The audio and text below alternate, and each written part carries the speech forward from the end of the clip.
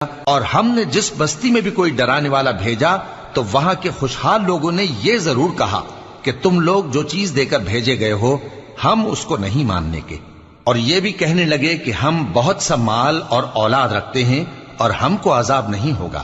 کہہ دو کہ میرا رب جس کے لیے چاہتا ہے روزی فراخ کر دیتا ہے اور جس کے لیے چاہتا ہے تنگ کر دیتا ہے، لیکن اکثر لوگ نہیں جانتے۔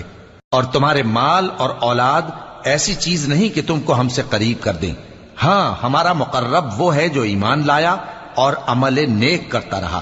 ایسے ہی لوگوں کو ان کے اعمال کے سبب دگنا بدلہ ملے گا اور وہ امن و چین سے بلند و بالا عمارتوں میں رہیں گے۔ جو لوگ ہماری آیتوں کے سلسلے میں ہمیں ہرانے کی کوشش کرتے ہیں وہ گرفتار عذاب کیے جائیں گے۔ کہہ دو کہ میرا پروردگار اپنے بندوں میں سے جس کے لیے چاہتا ہے روزی فراخ کر دیتا ہے اور جس کے لیے چاہتا ہے تنگ کر دیتا ہے، اور تم جو چیز خرچ